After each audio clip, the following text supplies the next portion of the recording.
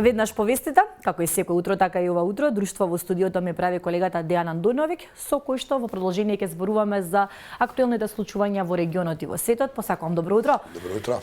Да одиме на почеток како прва точка со случувањата во Србија. Бурна ноќ во Белград. Синоќа опозицијата се буни, не ги прифаќа резултатите од досега одбраните гласови. Какви новости има на српското тло? Колку што успеам да приметам, опозицијата се буни пред се за изборите во Белград, бидејќи ја повеќе од јасно е дека владеачката Српска напредна странка и неговата и коалицијата која ја предводи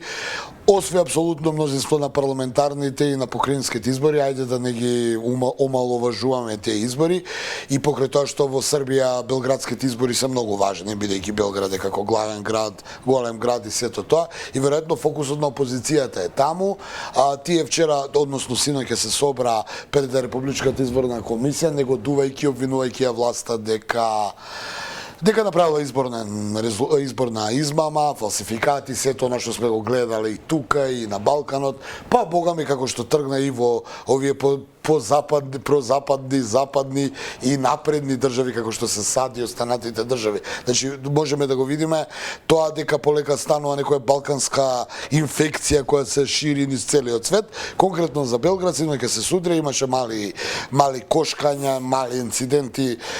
Медиумите тоа го пренесуваат кој како е кој како е определен опозицијата дека тоа бил протест, власта дека тоа било вандализам. Како и да е, можете гледачите да видат, имаше протести, дојде до мало кошкање физичко, но генерално заврши како што заврши, се разотидоа, полицијата ги спречи во своите намери да влезат во Републичката изборна комисија. Што се однесува до другите обвинувања за белградските избори, гледам сега и написите на британски телеграф и некои други дека Вучич и неговата партија се обвинети дека донале голем број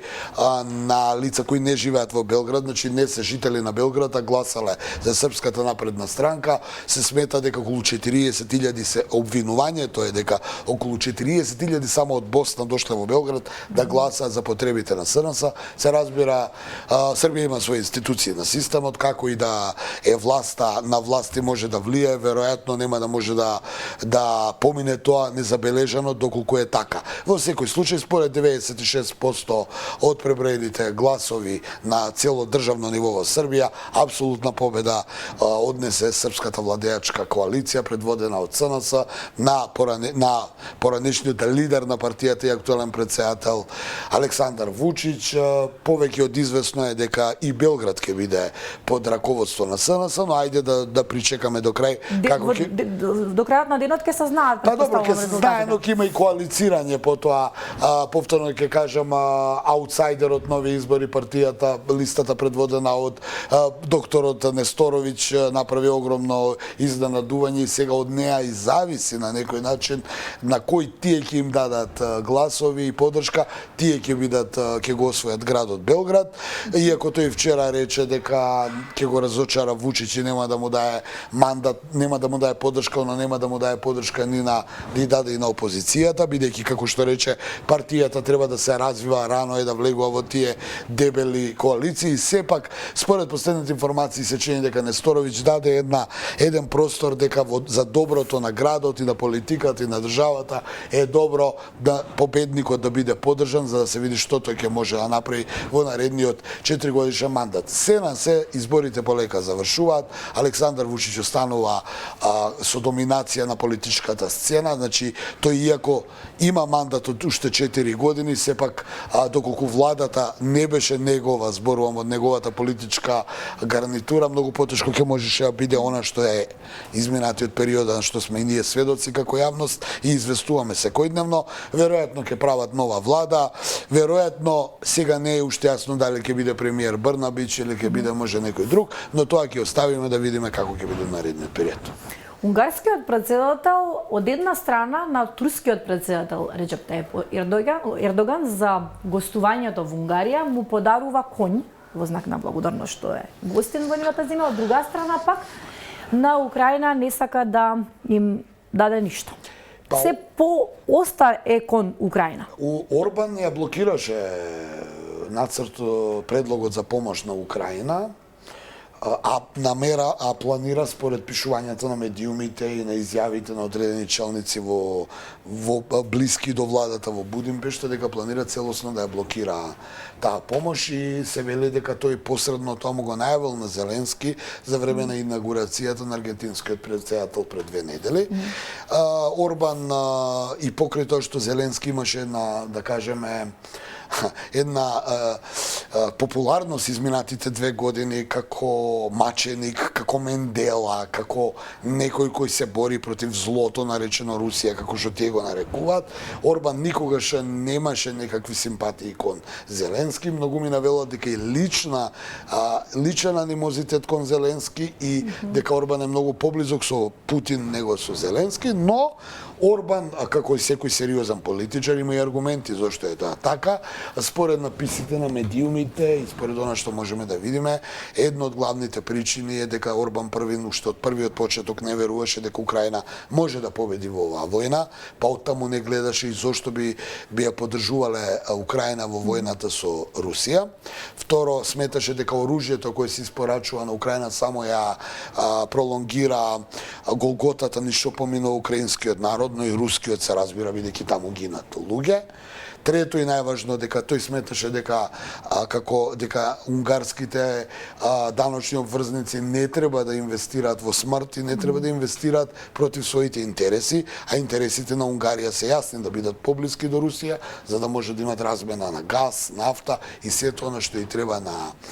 Унгарија, за да може полагодно да живее. И четврто и најважно е дека тој гледа во неговата политичка насока е да се направат добри односи со Русија, бидејќи кога се лоши, на сите има лошо. И сега тоа се тие 3 или 4 работи зашто Орбан, иако многу ми навелат, Унгарија го блокираше помошта за Украина, Унгарија е лошото момче во Европската унија. Меѓутоа, еве, Орбан секако дека има 3 или 4 дебели причини зашто е таквото однесување, бидејќи очигледно гледа попрагматично и кога тој велеше дека Украина не може да ја добие војната, никој не му веруваше, барем не јавно, за сега да се покаже дека бил во право. Во право беше и за долго најавуваната украинска контраофанзива, дека таа треба да направи некои огромни воени резултати за потоа Русија да мора да седне на преговарачка маса и да ги прифати условите на Западот. Еве се покаже дека погодил, бидејќи украинската контраофанзива е целосно пропадната, а според најавите на генералштабот на украинската армија, таа нема ни да продолжи оваа зима поради недостиг на оружје, на човечки ресурси, но и лошите временски услови, пошто колку и да е подготвена една армија во оние зими таму, многу тешко може да се движи, да делува и евентуално да ги исполни зацртаните цели. Оттаму Орбан се поизвестно и се повеќе добива на некој начин на важност во европската политика, бидејќи еве очигледно неговата теза за тоа зошто да не се поддржува Украина на ваков начин се покажа како точна. Сега ќе видиме во наредниот период дали па другиве овие европски држави кои се посилни од Унгарија, како што е Британија, Франција, да не ги нева, ќе продолжат со својава досегашна политика, која се покаже дека е погубна, бидејќи еве толку денови, 2 години, да, 690 и кусур дена војна, нема резултат. Очигледно украинската држава е исцрпена, Западот се помалку има намера да помага или е исцрпен. Зборувавме изминатиот период, во САД републиканците ја блокираат помошта за Украина, во Европската унија Орбан ја блокира помошта за Украина. Прашање и дискутабилно е колку може и Западот да помага веќе, бидејќи да подсетиме, Западот сега има и друго жариште, се нарекува Израел и појасот Газа, па оттаму веројатно овие блокади дали политички поени на чека Миг Орбан и останатите, дали ќе се покаже дека имат некоја историска и биле во право, историска улога и биле во право да запре ова крвопролевање, ќе оставиме да видиме наредниот период. Да, некада таму далеку на Блискиот Исток се случува војната, секојдневно гинат цивили, не престануваат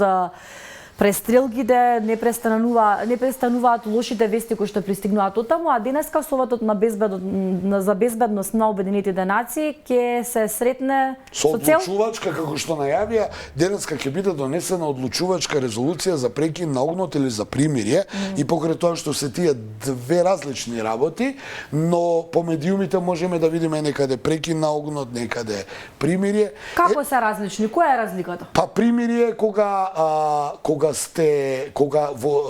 е на подолг временски период, во смисол се договараме јас и вие као завојувана страна, у наредниве 2 недели, месец дена или не знам колку временски рок, да не преземаме еден против друг воени действија. Прекин на огнот е во мигот, прекинуваме во мигот, додека не видиме дали можеме да направиме примирие. Значи, прво правиш прекин на огнот, па примирие, па мир. Отприлика тоа така би одело,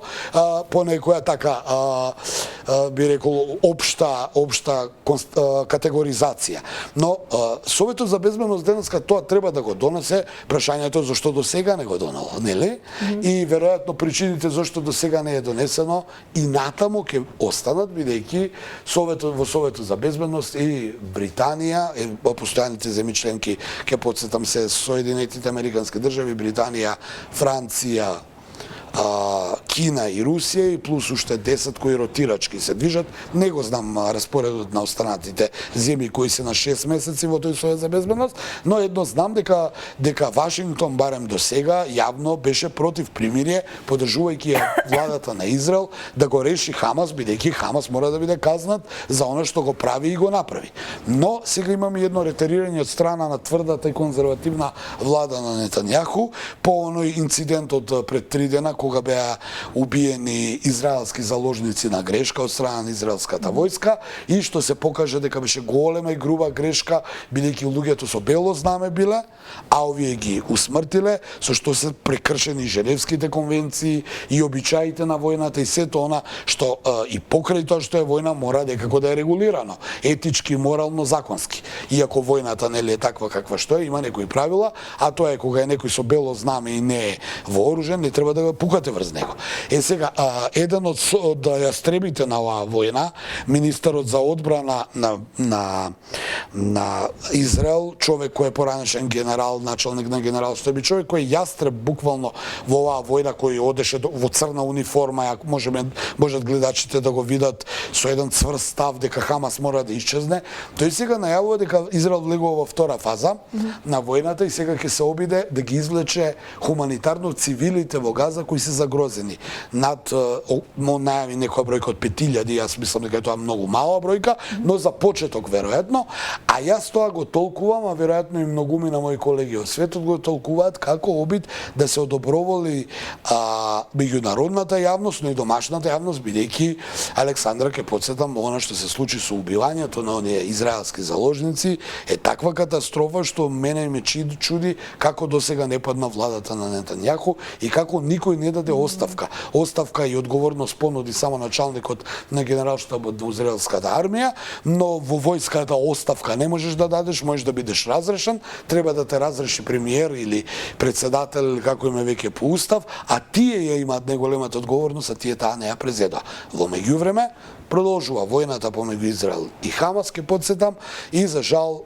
има нови жртви покрај тоа што има кај терористите во Хамас, има и меѓу израелската армија, бројката на загинати израелски војници од почетокот на копнената операција на израелската армија се искачи на околу 160 загинати војници, што не е мала бројка ако се земе во предвид дека копнената операција трае околу месец ден. Да, и голем број на цивилни жртви. Па не, добро, цивилните ги кажуваме и тие се но Израел трпи и војни губитоци, значи не е тоа сега Израел гаѓа и само Хамас гинат израелски војници, тие се сепак нечиви деца, нечиви, затоа и има тој бунт кај во израелското општество, затоа и имаше протести завчера на улиците на Тел Авив, бидејќи никој не сака војна и ниедно сериозно семејство кое има војник а сите во Израел ќе потсетам се војници, значи нема тука професионални војници, непрофесионални, него сите тие кога изби оваа војна беше прогласена општа мобилизација, беа мобилизирани 300.000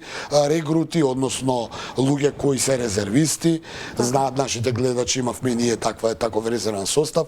гинат луѓе и ми се чини дека Советот за безбедност денес ќе видиме дали ќе усвои резолуцијата и која е моќта на Советот на безбедност на Обединетите нации. За жал се покажа дека Обединетите нации од 1999 година, кога беше бомбардирана СРЈ, подоцна кога без согласност на Советот за безбедност САД и Британија го нападна Ирак и сега испадна само една форма без суштина која дава некакви резолуции кои никој не ги почитува во свет. Благодарам што утринава беше заедно со нас, секако за сите детали поврзани и како ќе помине Советот за безбедност на Обединетите нации во однос на резолуцијата, ќе читаме Слободен печат и ги дознаеме сите детали. Благодарам многу што утринава беше заедно со нас.